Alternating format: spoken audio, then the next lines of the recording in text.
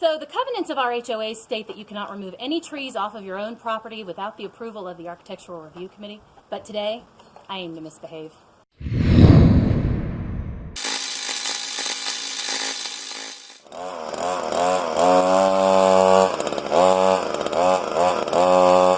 Alright, technically I'm not really misbehaving all that much because I'm really just taking care of some trees that came down on their own as a result of a very unexpected snowstorm we had here in Georgia. But you know, it's good to feel like a brown coat every once in a while. I was really scared of chainsaws for a long time because, you know, Texas Chainsaw Massacre. In fact, for the longest time, I just used a regular handsaw to cut things down. It was exhausting and also took forever. Eventually, I realized how much easier it was going to be with a chainsaw, and I just got over my fear. Now, you can't talk about chainsaws without also talking about safety, because they are one of the most dangerous tools you're going to use in your house. So make sure that you read the safety information that comes with your chainsaw from cover to cover, because I can't cover it all here.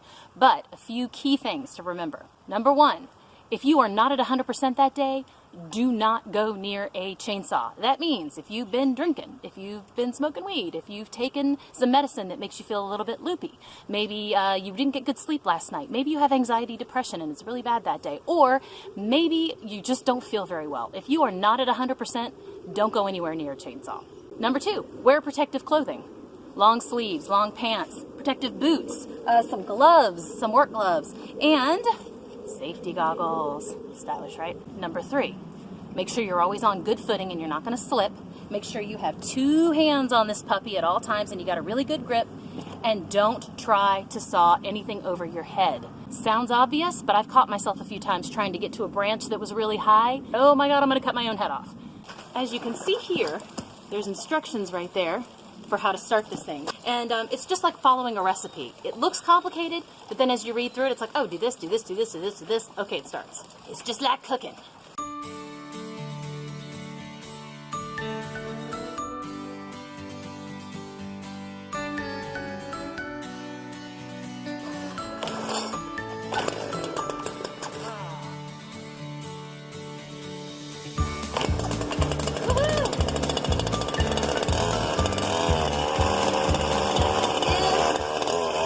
Have a safety bar on them. This will actually stop the chain from moving, so you can keep the engine on and not have to restart it all the time. Set it down for a minute, get the tree limb out of your way or something like that. These little guys up here are sharp even if it's not running, so don't be putting your fingers all over it. Now sometimes this chain will come loose. You should have a tool similar to this in with yours. You loosen up these nuts right here. Obviously you do this while it's off and pull this out. This will actually pull out tighter and then you tighten it back up. It took me forever to figure that out. Shiny. Let's be bad guys.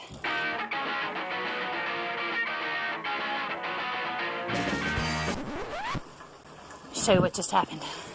Sometimes the chain gets stuck.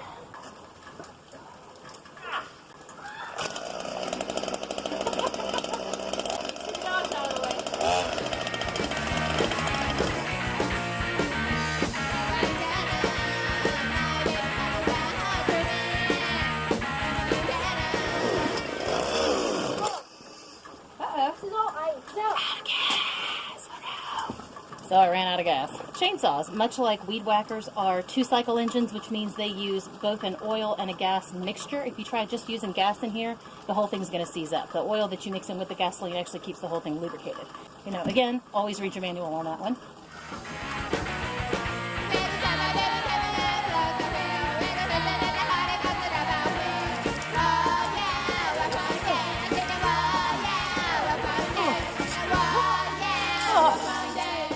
Curse your sudden but inevitable betrayal.